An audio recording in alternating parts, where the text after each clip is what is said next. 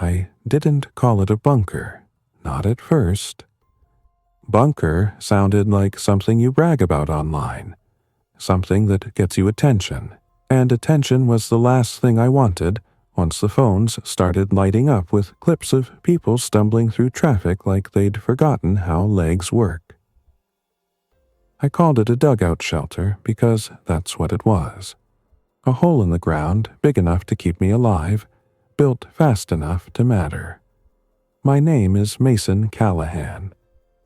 I'm 36. Before everything went sideways, I worked for Larimer County as a maintenance tech. Roads, culverts, drainage, small equipment, whatever needed hands. I lived 10 miles west of Fort Collins, Colorado, off County Road 44H near Bellevue, on a rented slice of pasture behind a small house and a corrugated metal shop the owner never used. The place backed up toward the foothills with scrub oak, sandstone, and a shallow draw that carried spring runoff toward the Cache La Poudre River. I know what dirt does when it's wet. I know what happens when water gets a path and decides it likes it. I've spent enough mornings with a shovel in my hands and a radio clipped to my vest to understand that the ground is never solid. It's a living system that's always trying to move. That's why, when the first reports hit and everyone else ran to Costco, I drove to the Wellington Home Depot and bought things that didn't look heroic. Polyethylene sheeting, treated lumber, concrete screws, a roll of butyl tape, 2 buckets of hydraulic cement, a few tubes of polyurethane sealant, galvanized hardware cloth, a case of nitrile gloves, contractor trash bags, a headlamp, a box of N95 respirators. I tossed in a couple of 5-gallon water jugs because it would look weird if my cart screamed underground shelter guy, and I needed normal camouflage in a parking lot that was starting to feel like a school of fish sensing a predator. I didn't buy weapons. Not then. Fort Collins has plenty of gun stores, and I grew up around firearms like half the people in Colorado, but the truth was simpler. I already had what I needed. A locked steel cabinet in the shop held my old hunting shotgun and a small rifle I used for coyotes. Nothing exotic. Nothing I'd ever show off. Just tools I understood and respected. The more important tools were the ones I could use to stay unseen. By the time I got back to Bellevue, the sky had that hard, washed color it gets when the wind comes down off the mountains. My neighbor across the way, a woman named Tracy DeWitt, was leaning against her porch rail with her phone in her hand. Tracy was in her late 40s, a veterinary technician at a clinic in town, sharp-eyed and allergic to nonsense. She raised her chin at my loaded truck bed like she was taking inventory. "Stocking up?" she called. "Just fixing leaks," I said, because half of survival is saying something boring in a calm voice. She didn't smile. "They close the high school early. My sister teaches there. Something happened in Denver. They're calling it a public safety incident." "Lots of things are incidents," I said. Tracy pushed off the rail and walked to the edge of her porch, squinting past me like she could see the city from here. "It's not weather, it's not a chemical spill, and people are acting wrong." I nodded, like that was all new information. It wasn't. I'd watched enough footage in the last 24 hours to know that whatever it was, it moved like a virus and spread like panic. The official language was soft, careful, padded with disclaimers. But the raw clips, the ones that got deleted, reposted, relabeled, showed something that didn't fit the script. People who should have been in an emergency room were still upright. People who should have been able to answer simple questions were just making sound. Tracy pointed at my shop. "You going to work on something now?" Yeah, I said. Just a project. What kind of project? A quiet one, I said. That was the first lie I told her, not the last. Inside the shop, the air smelled like oil, dry wood, and old cardboard. The owner, a semi-retired guy named Ron, lived in town and rarely came out. The lease included use of the shop, and I'd built a small room in the back corner with a cot and a hot plate for late nights during winter storms. The shop had power, a small breaker panel, and a concrete slab that stayed cool in summer and brutally cold in January. I didn't want a shelter in the shop. A building is a target. A light is a signal. A door is a promise to anyone desperate enough to knock. The ground doesn't promise anything. The ground just is. I'd been thinking about a dugout for years. Not because I expected the end of the world, but because I'm the kind of person who looks at a piece of land and automatically calculates where water flows, where wind hits, where the frost line sits. It's not paranoia, it's a habit.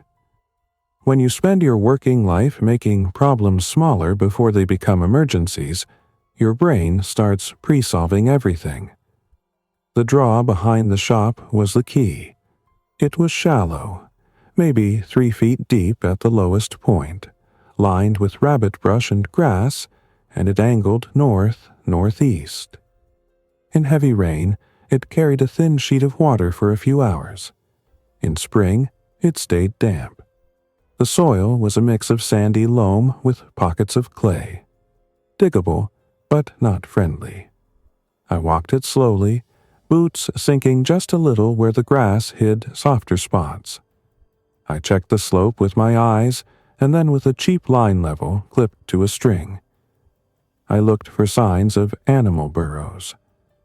I watched where the sun hit at noon. I picked a spot on the west bank, just above the low line, where the ground rose enough that I could dig into the slope without creating a pond. The first rule was drainage. If you mess up drainage, your shelter becomes a cold bathtub you can't climb out of. The second rule was secrecy. A big hole in the ground is visible from far away. I needed it to look like a normal landscaping job, or better, nothing at all.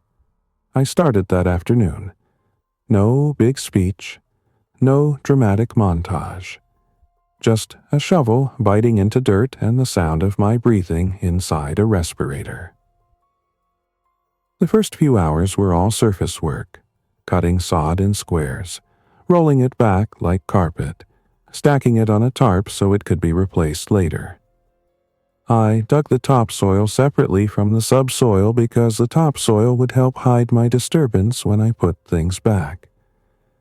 I kept the spoil pile low and spread out, and I covered it with another tarp when I took breaks so it wouldn't look like a fresh scar from a distance. I had an advantage. The county had issued me a compact tracked loader for some projects, and it was parked in the shop. I could have used it and finished the digging in a day. I didn't. Machines make noise. Noise carries. Noise tells people where to look. Instead, I used muscle and time. I dug a starter trench and then widened it into a sloped cut, carving into the bank. My plan was a shelter about 8 feet wide, 12 feet long, and 6.5 feet high at the center. Big enough to sleep, store supplies, and move around without crawling. Small enough to support without heavy beams that would force me to cut trees. I'd salvaged treated 4x4 posts from a job site months ago, and I had enough 2x8 lumber stacked in the shop to build a frame. I also had something most people didn't, a roll of heavy-duty corrugated culvert pipe, 18 inches wide, left over from a replacement. That pipe would become my air supply and my emergency exit if I built it right. As evening came, the air turned sharp. I worked until my shoulders trembled and my hands felt like rubber. When I finally stopped, The hole was only a rough bite into the hillside, maybe 4 feet deep at the back and 2 feet at the front. It didn't look like much, but it was the start of something that could outlast the first wave of chaos. I slept in the shop that night with the radio on low volume, scanning local stations. The hosts sounded like they were reading off cards. I heard phrases like isolated incidents and temporary measures. I heard a press conference from the Colorado Department of Public Health and Environment. They didn't say the word virus, not directly. They didn't say bite. They didn't say turn. I heard the governor talk about calm. I heard a police chief ask people to stay home. And I heard between those official voices the raw sound of fear. Callers asking why a family member was not themselves. Dispatchers telling people not to approach anyone acting erratic. Around 2:10 a.m., I heard something else, not on the radio. Outside, a vehicle moving fast on the county road, then slowing abruptly, then accelerating again. Tires throwing gravel, a horn blaring once, long and desperate. Then nothing but the night. I sat up on my cot and listened with my eyes open. There's a kind of silence that isn't peaceful. It's the silence you get when animals decide to stop making noise. I didn't go outside. Morning brought a thin, gray cloud cover. The foothills were hidden like someone had draped a sheet over them. I ate oatmeal, drank coffee, and forced myself to move in a calm rhythm. Panic makes you sloppy. Sloppy gets you injured. Injured gets you trapped.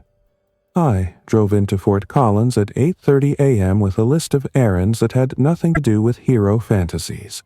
Propane, salt, more water storage, a second deep cycle battery, medical supplies, a manual siphon pump, and, most important, information.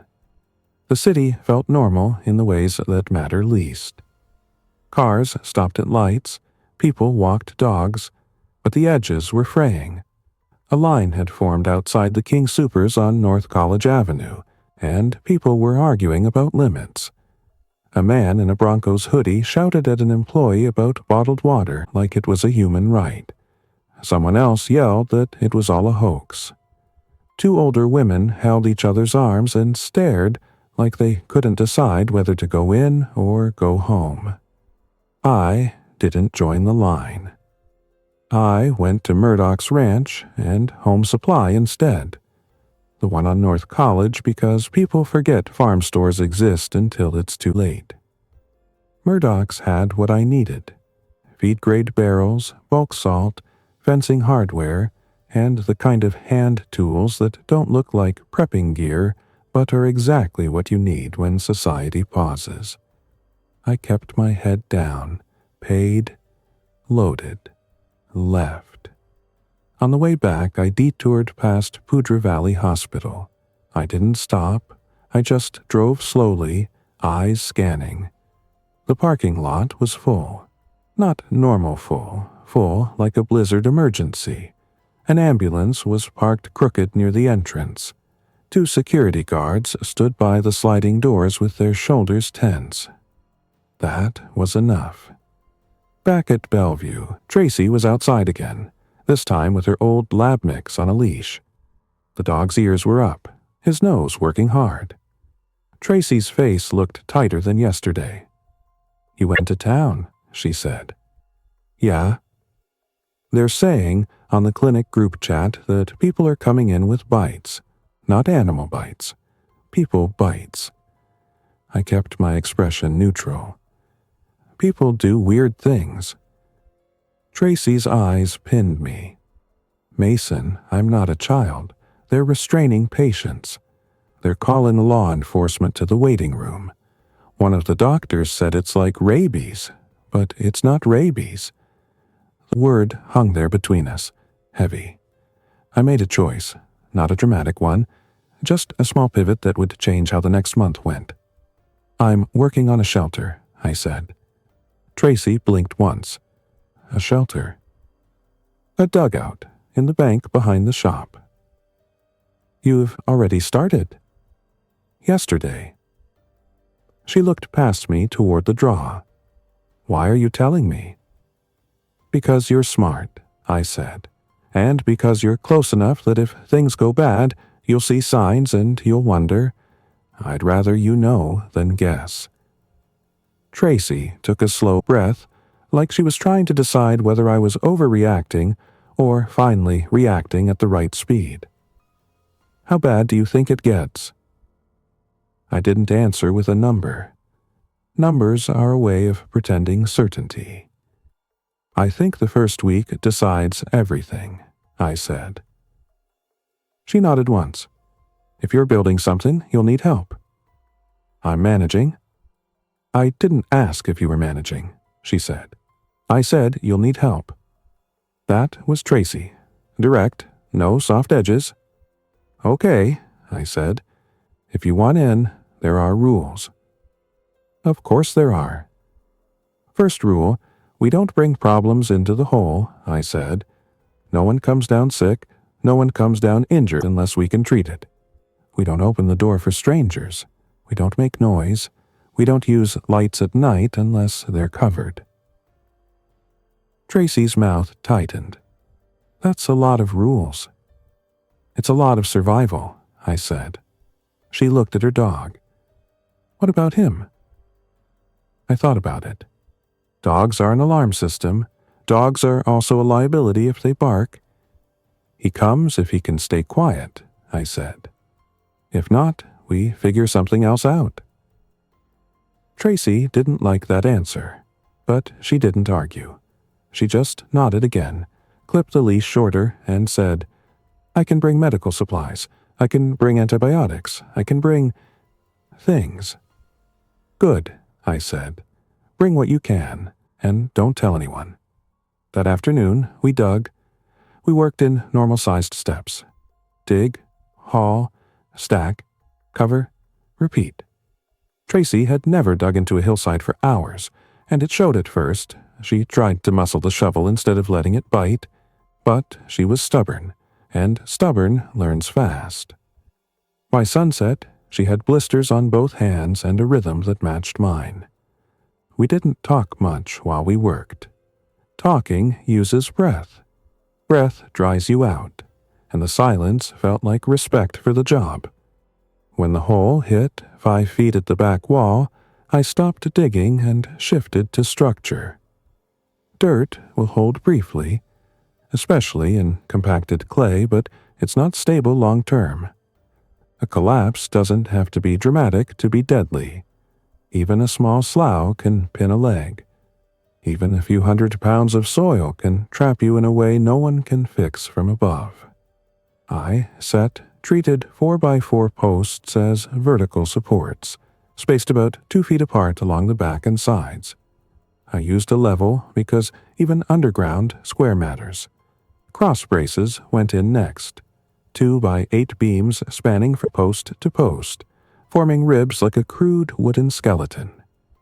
Over the ribs, I laid plywood sheets, then a layer of heavy plastic as a moisture barrier, then more plywood. It wasn't elegant, but it was strong enough to keep soil from pressing directly against the frame. Tracy watched me seal seams with butyl tape like I was doing surgery. That's really necessary? She asked. Yes, I said. Water finds seams. Seams become leaks. Leaks become mold. Mold becomes coughing. Coughing becomes noise. Noise becomes a crowd at your door. She frowned, then nodded like she'd file that away. The entrance was the trickiest part. A dugout shelter is only as good as its door. A flimsy door turns your shelter into a pantry for whoever finds it. A visible door turns your shelter into a question. I built a short, angled entrance corridor, 3 feet wide, 5 feet long, leading to a heavy exterior-grade door I'd salvaged from a renovation job. The corridor angled so that light from the outside couldn't shine straight into the main chamber. The door frame was anchored into the wooden ribs and reinforced with steel brackets. I didn't have a welding setup, but I had bolts, plates, and the stubbornness to overbuild. Outside, I planned camouflage. The entrance would be covered by a hinged ground hatch disguised as an old plywood sheet topped with sod. From 10 feet away, it would look like a patch of grass. From 30 feet away, it would disappear. Ventilation was next. If you trap yourself in a sealed space, you're not sheltering. You're timing your last headache. I used the 18-inch culvert pipe as the intake, running it from the back of the shelter upward through the bank to a point that surfaced under a clump of scrub oak. I angled it so that rainwater would shed away from the opening. At the surface, I fitted a downward-facing elbow made from a cut section and sealed it with hardware cloth to keep rodents out. I added a second, smaller exhaust pipe, 6-inch rigid ducting, running to a different surface point about 15 feet away, masked under a rock cluster. The separation mattered. Intake and exhaust too close together means you're breathing your own stale air. Inside, I installed a small inline duct fan powered by a deep cycle battery. Not for constant use, but for when we needed a push. I also built a manual backup. A simple flap valve bellows system made from plywood, hinges, and plastic sheeting, like a big one-way air paddle. If power failed, we could still move air. Tracy brought over supplies that evening in a plastic tote. Gauze, tape, disinfectant, syringes, a blood pressure cuff, a stethoscope, and a small assortment of prescription bottles she didn't explain in detail. "I'm not stealing," she said before I could ask. "I didn't say you were." "I'm just relocating," she said. "The clinic manager told us to stay home for 2 weeks. They're closing the practice. The hospital is taking everything." "That's not a good sign," I said. "No," Tracy agreed. "It's a bad one." On the second night of digging, the first real shockwave hit our valley. It started with smoke. Not wildfire smoke, not the distant summer haze. This was closer, thicker, with an acrid bite. Around 9:40 p.m., we stood outside the shop and watched a smear of darkness rise from Fort Collins, low against the cloud cover. Sirens drifted faintly, layered like a chorus that couldn't find an ending. Tracy listened, arms folded tight. "That's not normal." I shook my head. "No." At 10:15 p.m., the power flickered. The shop lights dimmed, came back, dimmed again. At 10:18 p.m., the power went out completely. The sudden quiet was louder than any siren. No hum of transformers, no distant highway sound, just wind and the occasional bark of a dog miles away. "Grid's down," I said. Tracy exhaled slowly. "How long?" "Could be hours, could be longer." We moved with purpose. I closed the shop's overhead door, latched it, checked the padlock. I turned off breakers to protect against surges. I rolled my generator out from the back corner, an old, reliable unit I kept maintained for storms, and I didn't start it. Not yet. Generators are beacons. Instead, we worked by headlamp inside the dugout, installing the last of the interior framing and laying down rubber stall mats as flooring. Dirt floors turn into dust. Dust turns into lungs. Lungs turn into problems. I set up a simple interior layout. A sleeping platform along one wall built from 2x4s and plywood, with storage bins underneath. A small table area for cooking and planning. A sanitation corner screened by a hanging tarp, where a portable toilet would sit with heavy bags and absorbent material, and a supply rack for water, food, and medical. We stored water in stacked jugs and 2 55-gallon barrels. I treated the barrels with a rinse of diluted bleach, then filled them from my outdoor spigot before the power went out. I added unscented household bleach at the correct ratio for storage, measured carefully, because close enough is how you create stomach problems in a shelter. Food was basic: rice, beans, oats, canned vegetables, canned chicken, peanut butter, electrolyte powder, coffee, and salt. A lot of salt. People forget salt until they don't have it. Around midnight, we heard vehicles again, not one, many.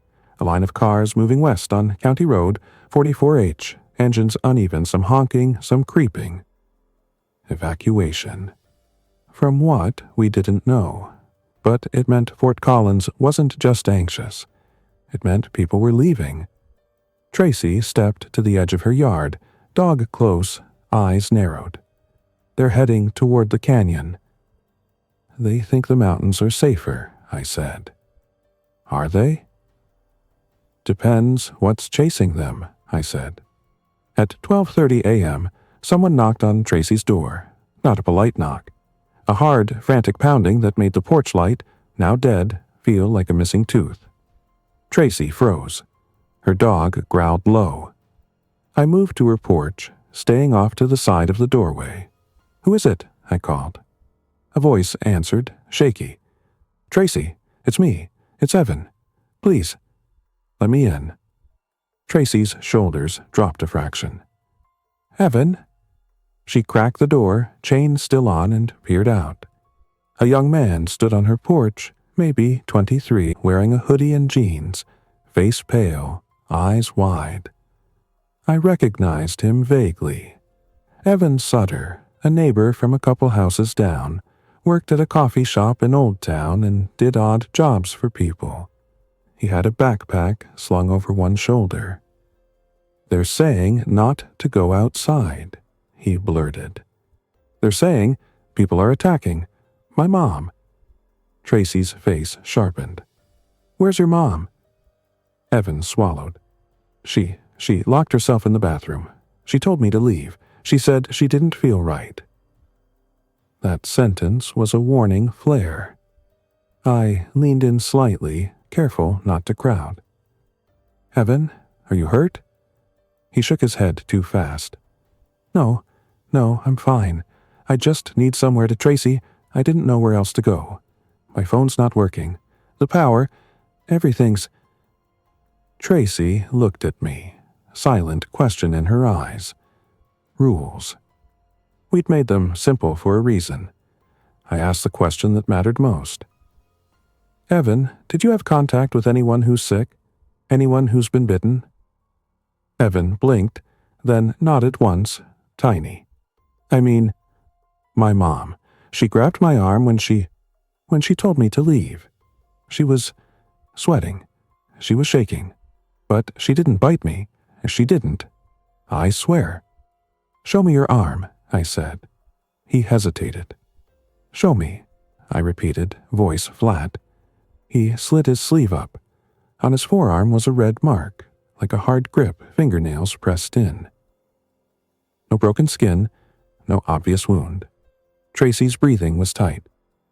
"Evan, if you're sick—" "I'm not," he said, voice cracking.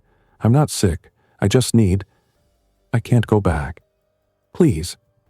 I made another choice, not mercy, not cruelty, just survival math. "Evan," I said, "we can't bring you inside tonight. Not into the shelter, but I can give you supplies. Water, food, a blanket, and I can show you a place to stay where you won't freeze." Evan's eyes filled. "You're serious? You're just leaving me out here?" Tracy flinched, but she didn't interrupt. I kept my tone steady. "We're not leaving you without help. We're keeping everyone safe." Evan's jaw clenched. "Safe from me." "Safe from uncertainty," I said. "It's not personal."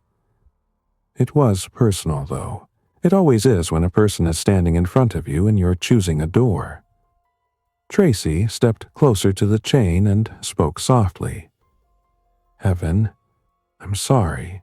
I know this feels awful, but there's something spreading, and we don't understand it yet. I can give you a thermometer. I can check your pulse. I can— No? Evan snapped. Then he seemed to realize how that sounded, and his shoulders sagged. I'm sorry. I'm just scared. I know, Tracy said. I went to my truck, grabbed a tote, loaded it with a gallon of water, 2 cans of food with pull tabs, a protein bar pack, a wool blanket, a headlamp, spare batteries, and a small first aid kit. I added a cheap rain poncho and a roll of duct tape. Duct tape isn't a solution. It's a delay. Delays are valuable. When I handed the tote to Evan, his hands shook. Go to my shop, I said, pointing. Not inside, behind it. There's a lean-to space between the back wall and the stacked lumber. It'll block wind. Use the blanket. Keep quiet. In the morning, we'll talk again from a distance. Evan stared at me like he wanted to hate me but didn't have the energy. Okay, he whispered. Okay. He walked off the porch, shoulders hunched, and disappeared into the dark. Tracy closed the door slowly, chain still rattling. When she turned, her eyes were wet. That felt wrong. It felt necessary, I said. She hugged herself. What if he's fine? Then he'll still be fine in the morning, I said. If he's not, bringing him into the shelter makes us not fine. Tracy wiped her face with the heel of her hand, angry at herself for crying. I hate this. Me too, I said. We slept in shifts that night, not because we expected an attack, but because sleep is different when the world is breaking. Half your brain stays awake anyway, better to make it official. At 6:20 a.m., I stepped outside and listened. The valley was quiet, but not calm. In the distance, toward Fort Collins, there was a low, persistent sound like a crowd without a stadium. I couldn't tell if it was engines, voices, or my imagination filling in blanks. I walked to the back of the shop where I'd directed Evan. He was there, sitting with his back against the corrugated wall, blanket wrapped around him, eyes open. He looked worse than last night, not like he'd been attacked, but like his body was struggling with something internal. His skin shone with sweat. Tracy came up beside me, stopping a few yards away. Evan, she called gently. How are you feeling? He swallowed. Hot. Tracy lifted the thermometer like it was a peace offering. Can I check your temperature? Evan hesitated, then nodded. Tracy approached slowly, keeping her posture non-threatening, like she would with a scared animal. She handed him the thermometer rather than putting it in his mouth herself. Evan took it, placed it under his tongue, waited. When it beeped, he looked down. His face went blank.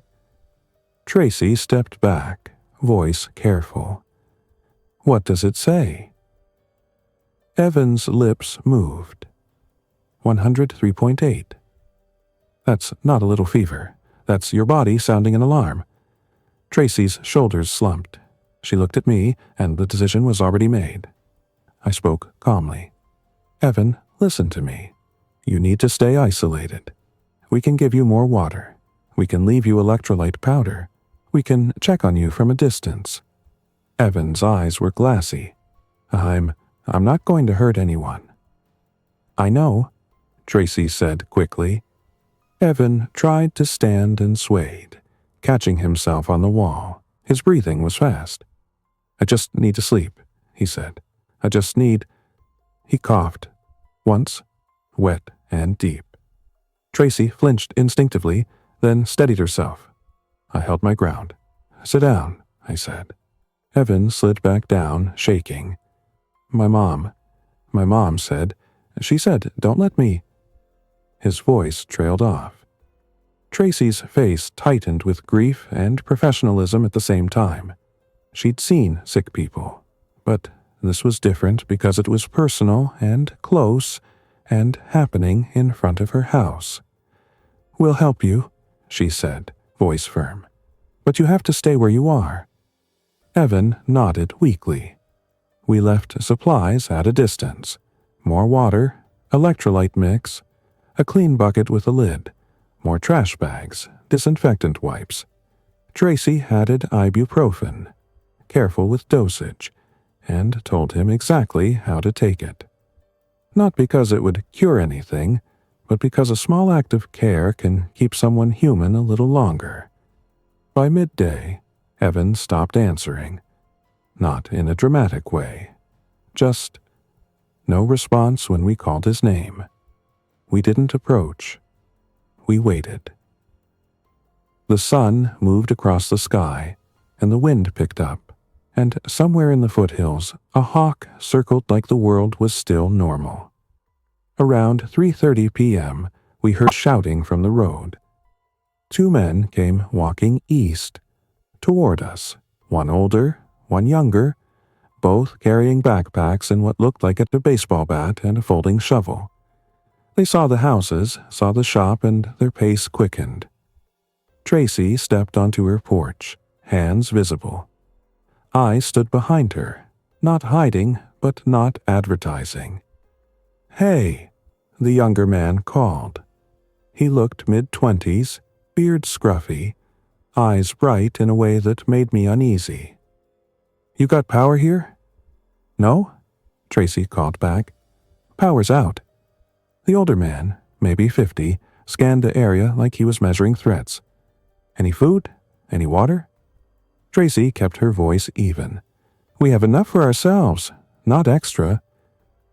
The younger man pointed toward the shop. "You got tools, though. You got supplies. We saw your truck. We've been walking since last night." I didn't like the way he said, "saw your truck." Like it was a claim. The older man held up a palm. "We're not here to cause trouble. Just trying to get out of town. We heard the canyon's blocked. We're looking for a place to rest." Tracy glanced at me. I stepped forward slightly and spoke in a calm, low voice. "There's sickness going around," I said. "We're keeping distance." The younger man scoffed. "Sickness. Yeah, I saw it. Saw people acting weird. Doesn't mean we have to stand out in the dirt like this." The older man shot him a look. "Kyle?" Kyle rolled his eyes but shut up. I kept my tone neutral. "If you need water, I can put a jug at the edge of the driveway. You can take it and move on." The older man nodded slowly. "That'd be appreciated." Kyle's gaze flicked toward the back of the shop, toward the draw. "What you got back there?" "Nothing you need," I said. Kyle smirked. "Sounds like something someone says when they got something worth taking." Tracy stiffened. Her dog, sitting beside her, growled quietly. The older man exhaled, tired. "Ignore him. He's running his mouth because he's scared." "Scared people do stupid things," I said. Kyle took a step forward. "You threatening me?" I didn't move. "I'm stating facts." For a moment, the only sound was wind in the grass. Then, from behind the shop, there was a sudden scrape and a low, broken sound, like someone trying to speak through a mouthful of cotton. Kyle's head snapped toward it. What was that? Tracy's face went pale. Evan. He stumbled into view around the corner of the shop, moving wrong. Not limping from an injury, not staggering from normal sickness. His arms hung slightly away from his sides, fingers curled. His eyes were open but unfocused, tracking motion like a moth tracks light. His hoodie was damp with sweat and dirt. Tracy whispered, "Evan." Kyle's expression shifted from cocky to fascinated. What's his deal? The older man's eyes widened.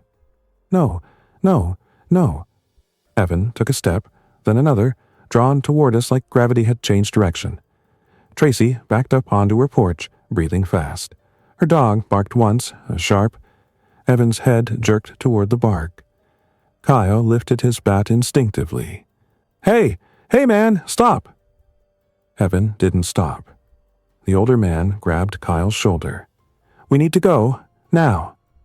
Kyle yanked free. He's sick. He needs help. Evan closed distance, and the air around him felt charged, like the moment before a storm hits. I didn't rush forward. I didn't shout. I did the thing I'd spent my whole career doing when something was about to break. I controlled space. Tracy, inside, I said calmly. She stepped back through her doorway, pulling her dog with her. Kyle raised the bat higher. Back off. Evan's mouth opened. A sound came out that wasn't a word. The older man swore under his breath, grabbed Kyle again, and this time hauled him backward. Kyle, move! Kyle stumbled, nearly fell, then looked at Evan again, and the fascination turned into fear. Evan lunged. Not fast like an athlete, but fast like someone who doesn't care if they fall. Kyle swung the bat in a panic. The bat connected with Evan's shoulder, not his head, and Evan barely reacted, just pivoted toward the motion. The older man pulled Kyle hard, and both of them stumbled backward toward the road. Evan kept coming, fixated on them now. I didn't chase. I didn't intervene up close. Close is how you lose. Go! I shouted, voice finally sharp. The older man didn't need convincing. He dragged Kyle away, and the two of them ran down the road, boots pounding gravel. Evan followed, staggering but relentless. Tracy's door slammed. I stood still, heart hammering, and watched Evan disappear after them. The world had just proven in my own yard what the clips had hinted at. Whatever this was, it didn't care about pain the way normal people do. It didn't negotiate. It didn't hesitate. It moved toward sound and motion like a simple machine. Tracy opened her door a crack. Mason. Inside, I said again, softer. She obeyed. For the next hour, we stayed quiet. No generator, no radio, no talking above whispers. Eventually, the road went silent again. I didn't know what happened to Kyle and the older man. I didn't know if Evan caught them. I didn't know if Evan fell in a ditch and lay there until something else found him. What I knew was this: the outbreak had reached our valley, and the old rules of neighborliness were now in direct conflict with physics and biology. That night, we moved into the dugout. Not permanently, not like sealing a vault, but like slipping into a coat you might not take off for a long time. We went down with only what we needed immediately, leaving the rest staged in the shop for quick grabs. We closed the hatch and pulled the sod panel into place above it. The interior went dark except for the faint red glow of a headlamp set to low. The air smelled like fresh-cut lumber and damp earth. I listened for the sound of soil shifting overhead, for the subtle creak of weight. The frame held. Tracy sat on the sleeping platform, dog curled tight beside her, and rubbed her hands together like she was trying to warm her bones. This is real, she whispered. Yeah, I said. She stared at the wall where the plastic sheeting was stapled behind plywood, as if she could see the earth pressing in. How long can we stay down here? As long as we manage water and air, I said. Food lasts longer than people think if you ration smart. The bigger issue is attention. People, she said. People, I agreed. We ran the duct fan for 10 minutes every hour at first, just to be sure the airflow was good. The fan hummed softly. We kept it short to conserve a battery. I had 2 deep cycle batteries in the shelter and a third in the shop, plus a solar panel setup I could deploy later when the skies cleared and when it was safe to do so without drawing eyes. Tracy pulled out her radio, a handheld unit from her clinic days. "No signal," she whispered after scanning. "My phone's dead," I said. "No service anyway." In the quiet, we could hear things we'd never notice in normal life. The faint tick of cooling wood, the whisper of wind through the intake pipe, the small shifting sounds of a dog adjusting its position. Every sound felt amplified, like the earth itself was listening. Around 11:50 p.m., we heard footsteps above us. Not close enough to pinpoint, but distinct. Gravel crunching, slow and careful. Tracy's eyes went wide. Her dog lifted his head, ears pricked. I held up a hand, palm down. Quiet. The footsteps paused, then continued, moving along the draw. A voice murmured low. Another voice replied. Strangers. I reached for my shotgun, kept it close, and then stopped myself from doing anything else. A shelter is not a place to win a fight. It's a place to avoid one. We held our breath as the voices drifted farther, then faded. Only when the silence returned did Tracy exhale. "Are we going to be okay?" she whispered. I thought about Evan, about Kyle's bat swinging uselessly, about the way the city smoke had risen like a signal flare. "We're going to be careful," I said. "That's what we can control." The next day was a lesson in time.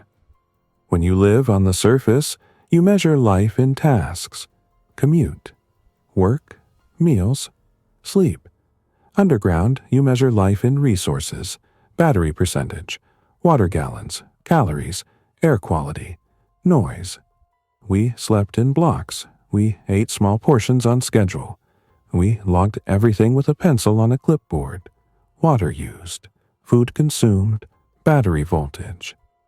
I'd always been the kind of person who kept maintenance logs. Now, the log was our lifeline. Around noon, I climbed up carefully and peeked out through a narrow observation gap I'd built under a clump of sod. Just enough to see the shop and road without exposing the hatch. The valley looked the same. Blue sky peeking through clouds. Grass moving in wind. The shop standing quiet. But the road had more debris than yesterday. An abandoned sedan halfway in the ditch, driver door open. A backpack on the gravel, a single shoe. No bodies, no obvious scene. Just signs of a story that had moved on. I climbed back down and relayed what I saw. Tracy nodded slowly, absorbing it. So we stay down. "For now," I said. That afternoon, we heard a distant sound we both recognized. A helicopter. It moved from east to west, low enough that the thump of blades pressed against the earth. For a moment, hope flared in me like a reflex. Helicopters mean organization. Organization means response. But the sound didn't linger. It passed and faded, and no one came to our road. No one shouted instructions. No one dropped supplies. Tracy stared at the ceiling, jaw tight. "They're focused on the city." "Yeah," I said, "and they might not be winning." On the third day, the first storm hit, a fast-moving winter front that dumped sleet and cold rain. The sound on the sod-to-covered hatch was soft but steady, like fingertips tapping. Water is always looking for a way in. I checked seams, ran my hand along the lowest edge of the entrance corridor, felt for dampness. Nothing. The butyl tape held. The plastic barrier did its job. The drainage trench I'd cut outside, lined with gravel and angled away from the entrance, kept the water from pooling near the hatch. Tracy watched me work and finally asked, "How did you know how to do all this?" I shrugged. "I fix what fails before it fails." She gave a short, humorless laugh. "You picked a bad time to be good at your job." That night, we heard more movement outside. Not voices this time. A dragging sound, a scrape, then a thud. Tracy's dog growled deep. I turned off the fan. We sat in darkness, headlamps off, letting our eyes adjust to nothing. The sound came again, closer to the shop. Then a voice, thin and desperate. "Hello? Anyone? Please?" Tracy's breath caught. I kept still. The voice repeated, "Hello?" Then something else, farther away, a short, broken shout. Another voice answered it, not with words but with that same wrong, strained sound Evan had made. The desperate voice panicked. Footsteps stumbled. A crash, like someone hitting the shop wall. Then a scuffle, muffled by distance and rain. Tracy pressed her hands to her mouth. I stared at the floor, jaw locked, and waited. Minutes passed. Silence returned. Tracy whispered, voice shaking, "We should have—" I cut her off gently. "If we open that hatch at night, we might not be able to close it again." She swallowed hard, eyes shining. I know. I just hate it." So did I.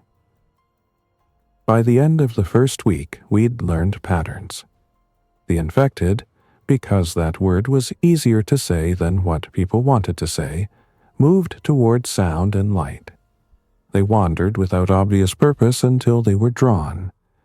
They didn't seem to use tools. They didn't open doors the way a thinking person would. But they could push. They could press against obstacles until something gave. And if you were on the other side when it gave, you were in trouble. People, on the other hand, were unpredictable in a different way. People could bargain. People could lie. People could watch. On day 8, I saw 2 men stop near the shop and stare at it for a long time. They didn't try the doors. They just looked, like they were mapping it. Then they walked away toward the canyon. On day 10, I saw smoke again, this time closer, west of town, like someone had lit a brush pile and lost control. The smell crept into our intake for a few hours, faint but present. We sealed the intake temporarily with a damp cloth filter and ran the fan less, conserving cleaner air inside. On day 12, the temperature dropped hard overnight, down into the teens.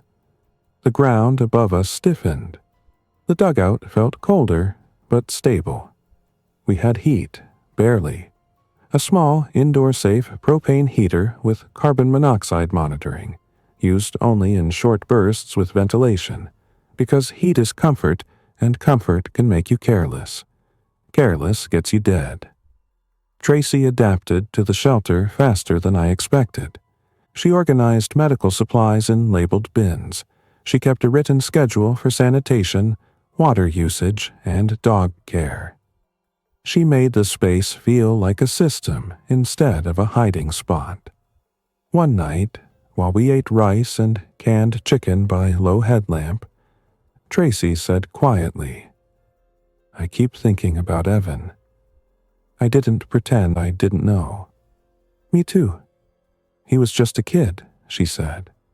"He was a neighbor," I said. Tracy stared at her bowl. "Do you think he's still out there?" I thought about the direction he'd gone, chasing those strangers down the road. "I don't know," I said honestly. Tracy nodded slowly. "If he is, he's not Evan anymore." We didn't say more. There are some truths that sit heavy enough without adding words. On day 14, I made the first surface run. It was early, around 5:40 a.m. when the light was gray and flat. I climbed out, moved quietly, and entered the shop through the side door. The air inside was cold, stale, but safe. I retrieved the third battery, checked its charge with a multimeter. Good. I grabbed a folding solar panel kit and a small charge controller. I grabbed more canned food, more propane canisters, and a box of shotgun shells. Not because I wanted to use them, but because having them meant I didn't have to improvise later. I also grabbed a bolt cutter, a pry bar, and a handsaw. Tools are not weapons. Tools are options. Before returning underground, I climbed the small hill behind the shop just enough to see the road toward Fort Collins. The view made my stomach drop. A column of people was moving west, not in cars now, but on foot. Dozens, maybe more. Some with backpacks, some pushing strollers with bags piled on top. Some carrying plastic bins like they'd emptied their kitchens and decided to walk with their lives in their hands. They moved in a slow river, heads down, not talking much. And trailing them, spaced out like predators that didn't need to hurry, were infected figures, staggering, drawn along by the motion, drawn by the occasional shout, the occasional cry. The living tried not to run, because running would split the group, and splitting would create easy targets. But fear kept bubbling up in small bursts. A child cried. Someone yelled for quiet. Someone dropped a bag and swore. Each sound was a beacon. I watched from the hill, heart pounding, and understood something clearly for the first time. The outbreak wasn't just a medical disaster, it was a movement problem, a noise problem, a resource problem, a math problem. A crowd makes noise. Noise draws infected. Infected push the crowd to move faster. Faster movement makes more noise. The cycle feeds itself. The column passed our road without turning in. Most people didn't look toward the shop. They were focused on the canyon, on the idea that mountains meant safety. Two men did glance our way, eyes scanning, but they kept moving. I went back underground and told Tracy what I'd seen. Her face tightened. "They're migrating." "Yeah," I said. "Do we help them?" I pictured the shelter hatch opening. Pictured a desperate crowd. Pictured hands grabbing for the only quiet place they could see. "If we help them, we become part of the crowd," I said, "and the crowd doesn't survive." Tracy closed her eyes. "So we stay invisible." "We stay invisible," I confirmed. That afternoon, we heard gunfire in the distance. Not a lot, not a battle, just scattered pops, then silence, then a few more. Tracy flinched at each sound. I listened, counting, trying to place direction. East, southeast, closer to Fort Collins than to us. People were making last-stand choices. That night, we had a visitor we didn't expect. A soft knock on the shop door. Not pounding like Evan, not aggressive, just 3 light taps. I froze, shotgun close, and looked at Tracy. She looked back, eyes wide. The knock came again. I didn't move, I didn't answer. A voice spoke, low and controlled. "Hello? I'm not here to hurt you." Tracy mouthed, "No." I nodded slightly. The voice continued. "I saw your place yesterday. You're one of the few with a solid building out here. I'm going to leave a note under the rock by your driveway. If you're willing to trade, read it. If not, ignore it. I'll be gone." Silence. Then footsteps walking away. I waited 5 full minutes before I climbed out to check. I approached the driveway carefully, scanning both directions, listening. Under a flat sandstone rock, exactly where the voice said, was a folded piece of paper weighed down by a small bolt. I didn't touch it with bare hands. I uside gloves. Inside, The note was written in neat block letters. My name is Amina Patel. I'm a nurse. I'm traveling with 2 others. We have antibiotics, sterile supplies, and fuel stabilizer. We need food and salt. We are not infected. We are not armed with anything more than tools. If you want to trade, leave a white cloth on the fence post at sunrise. If not, do nothing, and we will move on. Tracy read over my shoulder, eyes narrowing. A nurse. Could be true, I said. Could be bait. Tracy swallowed. Fuel stabilizer is specific. Yeah, I said. Antibiotics are valuable. Yeah, I said again. Tracy looked at me. What do we do? This was the kind of choice that doesn't show up in movies the way it happens in real life. Real life gives you imperfect options and then charges you full price no matter what you pick. We can trade without contact, I said slowly. Distance, clear rules. If we do it once. If anything feels off, we stop. Tracy nodded, tension in her jaw. I can evaluate from far away. I can look for symptoms. Okay, I said. We'll decide at sunrise. At 6:50 a.m., I tied a white cloth to the fence post by the driveway, visible but not dramatic. Then we waited. At 7:15 a.m., a figure appeared on the road, walking slowly, hands visible, no sudden movements. Behind her, at a distance, were 2 more people, 1 man, 1 woman, carrying backpacks. The lead figure stopped near the driveway, not entering. She raised her voice just enough to carry. Mason, she called. I stayed behind the shop corner, visible enough that she could see I was human, far enough that she couldn't rush me. That's me, I called back. I'm Amina, she said. I'm going to set our trade items on the gravel. Then I'll step back.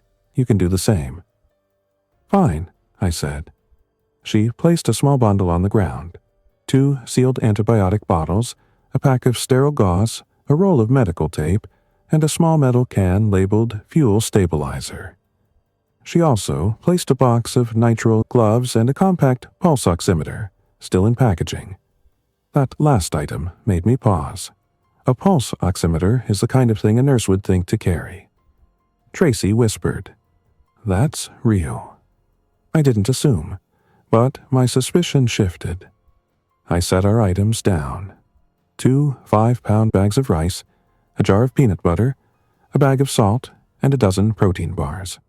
Amina nodded once. Thank you. Tracy stepped into view on the porch, keeping distance. Amina, are any of you symptomatic? Fever? Confusion? Recent bites? Amina answered without hesitation. No bites. No fever. We left before it reached our block. We've been isolating from groups. The man behind her called out. We don't get close to anyone. We just trade. Tracy's eyes scanned them like a clinician, looking at posture, movement, eyes. How long have you been traveling? 6 days, Amina said. We're heading toward the mountains, but not the canyon crowds. We're following back roads. I felt the irony. Everyone thinks the mountains are the answer, but at least Amina seemed to understand the danger of crowds. What happened in town? I asked. Amina's face tightened. Hospitals overwhelmed, emergency services reduced, people turning on each other. The infected follow noise. The worst places are where people gather. That matched what I'd seen. Amina looked at the shop, then back at me. You have a good spot. If you keep quiet, you might outlast the first wave. What's the second wave? I asked. Amina's eyes flicked toward the road like she could see time coming. People who didn't prepare, she said, and people who did prepare and now want more. She stepped back, letting the distance stand. We'll take the supplies and go. No hard feelings. I nodded. Safe travel. Amina picked up our items, and the three of them walked away without trying to get closer, without pushing. When they were gone, Tracy let out a shaky breath. That could have gone bad. But it didn't, I said. Tracy looked at the pulse oximeter package like it was gold. This helps us monitor if one of us gets sick. Yeah, I said. And the antibiotics help if we get a secondary infection. Not this thing, but the other stuff that kills you when your environment turns dirty. Tracy nodded slowly. So, there are still good people. There are, I said. And there are desperate people. We went back underground and added the new supplies to the inventory log.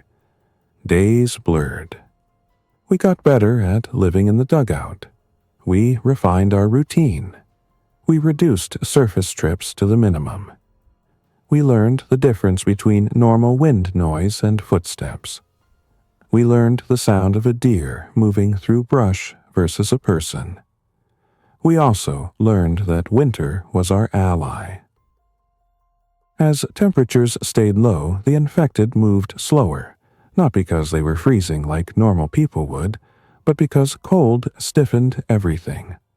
Their movement became more dragging, less sudden. They still responded to sound, but the chase was less immediate. People, meanwhile, got more frantic as their supplies dwindled.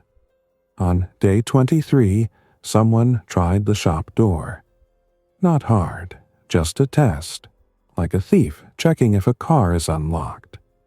I watched through my observation gap as a man in a heavy jacket approached, glanced around, and pulled on the handle. It didn't open. He tried again, harder. Then he walked around the building, checking windows, cupping his hands to peer inside. He stayed there for 10 minutes, patient, methodical. Tracy sat beside me, silent, dog pressed against her leg. The man finally moved toward the back, toward the draw, and my pulse jumped. If he found the hatch, the whole project failed. He walked past the hatch area by 6 feet, stopped, and stared at the bank like he sensed something. Then he spat into the grass, muttered something I couldn't hear, and walked away. When he was gone, Tracy whispered, "How did he miss it?" "He didn't," I said quietly. "He just didn't confirm it." Tracy frowned. I swallowed. Some people don't want to find a hidden door because finding it means deciding whether to take it, and taking it means a fight. Tracy's eyes widened slightly. So he chose not to know. "Maybe," I said, "or maybe he's coming back with help." We didn't sleep much that night. The next morning, I made a change. I built a decoy. Out behind the shop, near a pile of scrap lumber, I arranged a fake cache that looked like someone had hidden supplies badly. An empty cooler, a few crushed cans, a torn tarp. I wanted curious eyes to focus on the obvious thing and feel satisfied. People want easy wins. Then I improved the hatch camouflage, adding more irregular sod patches and scattering dead grass across the seams. I also laid a thin line of fine gravel in a natural-looking curve that would crunch underfoot if someone stepped too close. Not a trap, not dangerous, just an early warning that someone was on top of us. On day 27, the man returned. This time with 2 others. They approached the shop together, confident, and my stomach tightened. Confidence is the most dangerous thing in a desperate person. They checked the doors again. They checked windows. One of them went to the decoy cache, kicked at it, swore. Then the man, the same one from before, walked toward the draw. He didn't hesitate this time. He stepped onto the bank, moved toward the exact spot where my hatch was hidden, and stopped. He crouched. put his hand on the grass, and pressed. The hatch didn't give, but the pressure made the sod flex slightly. He smiled. Tracy's nails dug into my forearm. I held still, mind racing through options. If they tried to pry it open, we'd have to respond. If we responded, we'd reveal ourselves. If we revealed ourselves, the whole valley would know a shelter existed here. The man stood and called out, voice loud enough to carry. "I know you're in there," he said. "I'm not here to hurt you. I'm here to talk." Tracy mouthed, "No." I didn't answer. The man waited, then continued. "We're forming a group. We're clearing property. We're making it safe. We can protect you if you join, but we need to know what you have. We need to know you're not infected."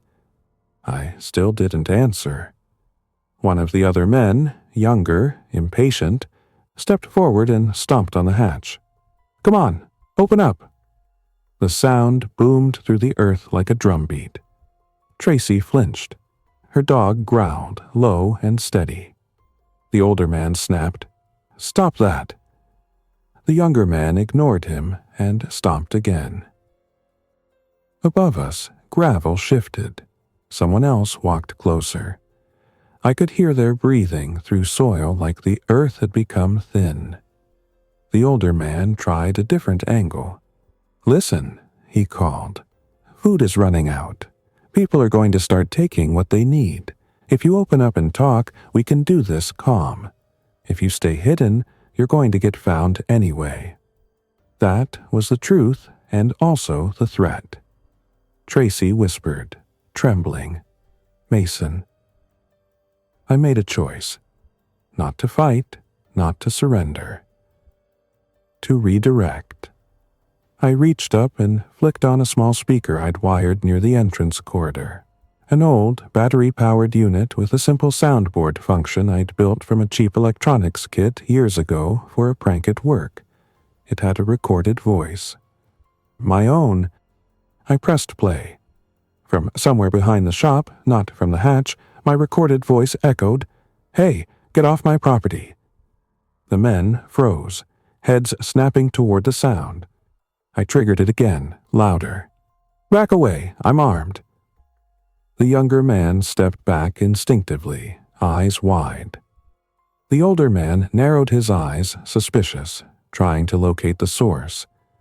The third man, who'd been quiet, said, "It's coming from over there." They moved toward the decoy area, drawn by the sound, exactly like infected but smarter. While they were distracted, I made the next move. I activated the small duct fan on full for 30 seconds, pushing air out of the exhaust pipe hard enough to create a faint hiss near the rock cluster where it surfaced. Not loud, but noticeable if you were close. Then I waited. The older man heard it. His head tilted. He pointed toward the rocks. "There, that's it?" They moved away from the hatch and toward the exhaust point, scanning. Tracy stared at me like I'd pulled off a magic trick. "It's not magic," I whispered. "It's misdirection." Above us, the men searched around the rocks, poking at brush, pulling at dead leaves. The exhaust opening was masked with hardware cloth and tucked under a rock lip. From above, it looked like nothing. The younger man swore, "I can't find it." The older man's patience thinned. It's here somewhere." The third man, quiet until now, said, "Maybe it's not worth it." The older man snapped, "Everything's worth it now." That line chilled me more than any infected sound. Then, from the road, there was a scream. A real scream, high and terrified. The men froze again, heads whipping toward the sound. Another scream followed, closer, and underneath it, that broken, strained sound that meant infected were near. The men's faces changed instantly. Fear overrides greed when the cost becomes immediate. "Move!" the third man shouted. They backed away from the draw, looking around wildly. And then I saw it through my observation gap. 2 infected figures stumbling up the road, drawn by the shouting, arms out, relentless. Behind them, a woman ran, tripping, trying to get away, her coat flapping open. She looked over her shoulder and screamed again. The men reacted like most people do when confronted with sudden danger. One wanted to help, one wanted to run, and one wanted to solve it with force. The younger man raised something in his hands, maybe a small pistol, hard to tell at distance. The older man grabbed his arm. "Don't!" The younger man shook him off. He fired. The sound cracked through the valley, sharp as lightning. The infected didn't slow. If anything, the gunshot pulled them faster, like the world had given them a direction arrow.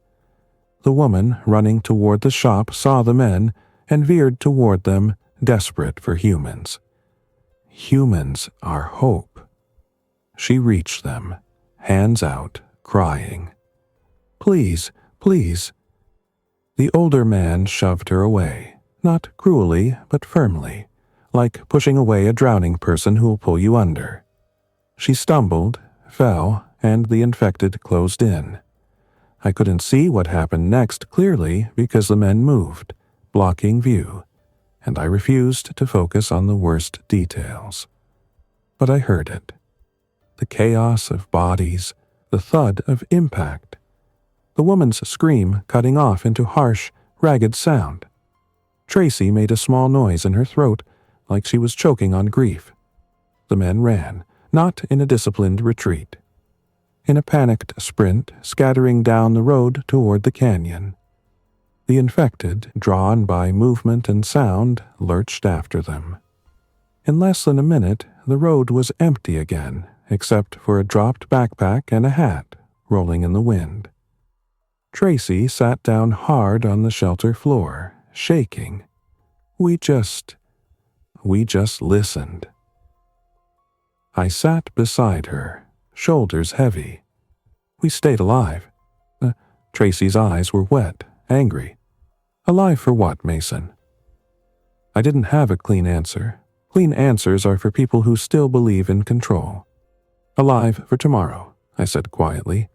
Alive for a chance that this burns out. Alive for a chance that someone, somewhere, figures out how to stop it.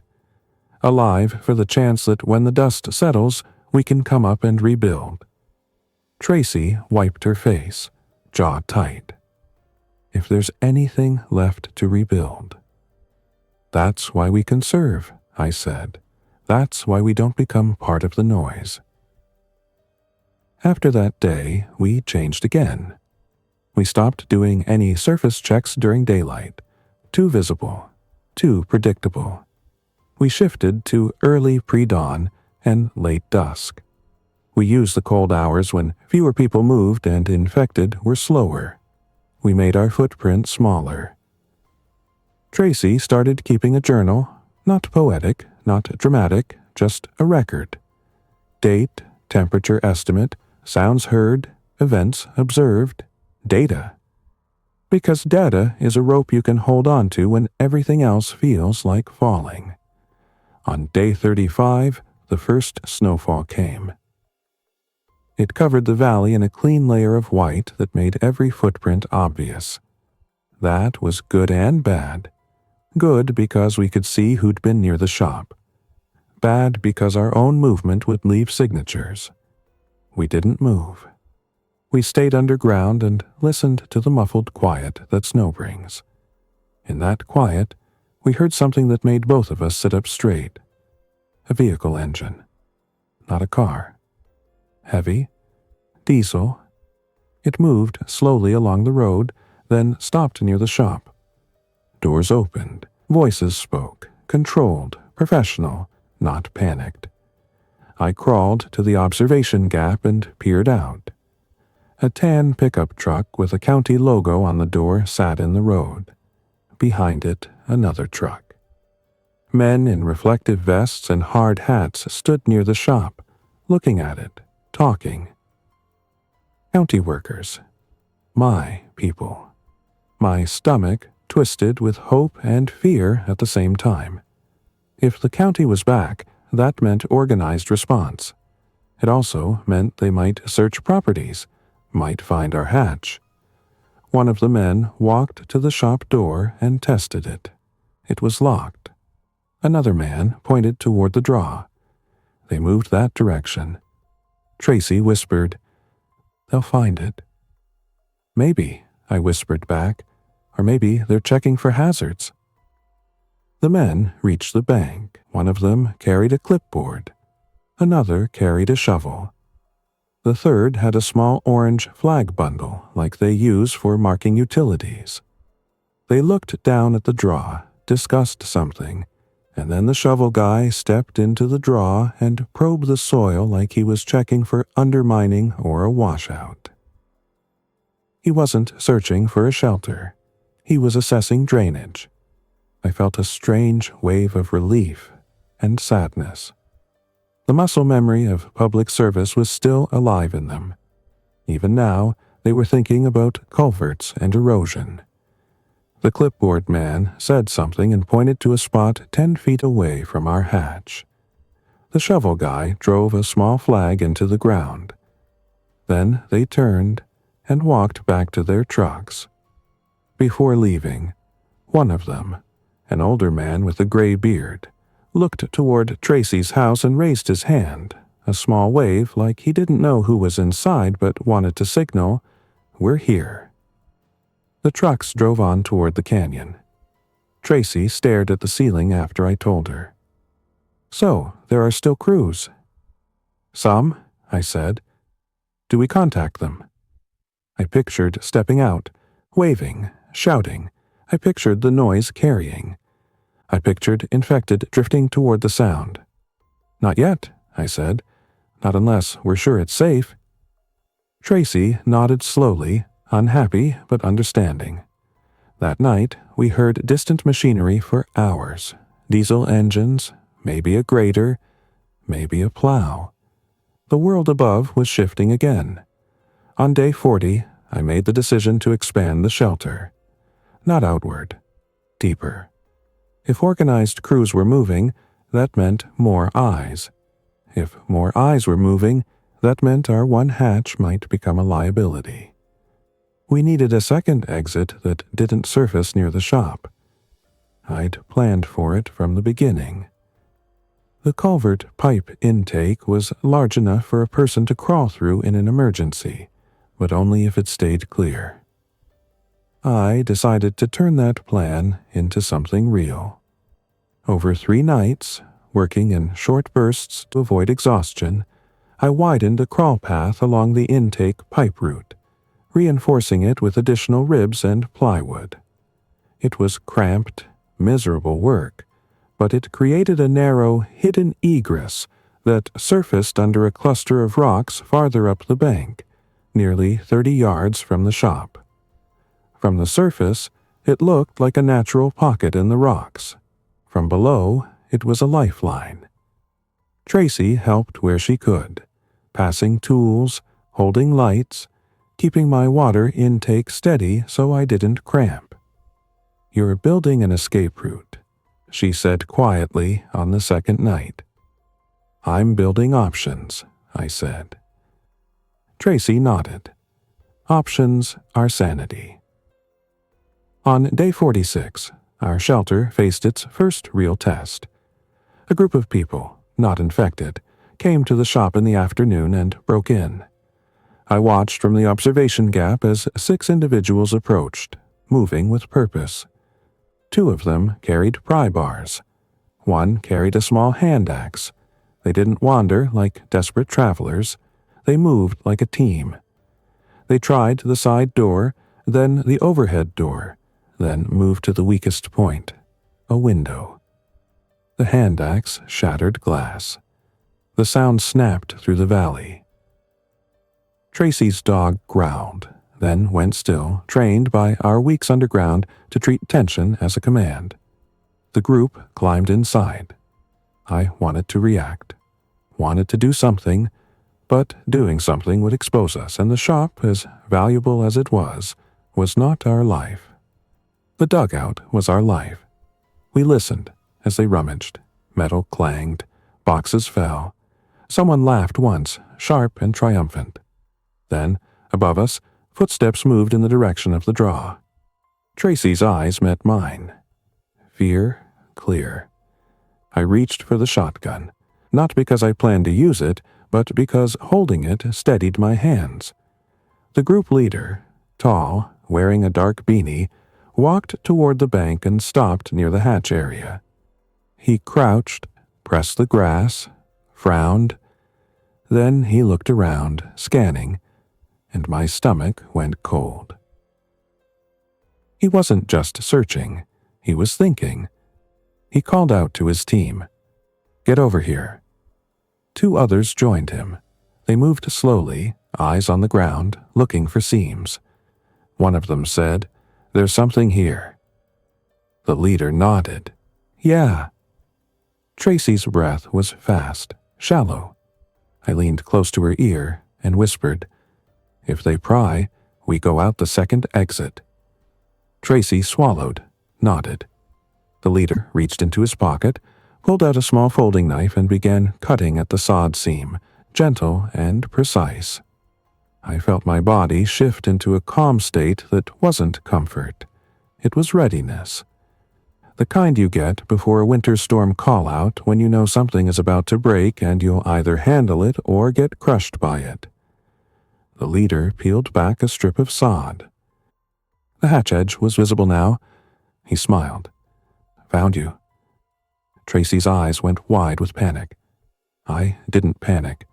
Panic is loud. I moved. Quietly. Fast. I grabbed the go bag we'd kept by the secondary exit, water, food, medical kit, flashlight, spare batteries, radio, and a small pack of documents and cash that might be worthless now but still felt like identity. Tracy grabbed her own small bag. The dog, sensing urgency, stood and pressed close. The leader above stomped on the hatch once, like Kyle had, testing. "Open up," he called, voice casual and cruel. "We can do this easy." I didn't answer. He stomped again, harder.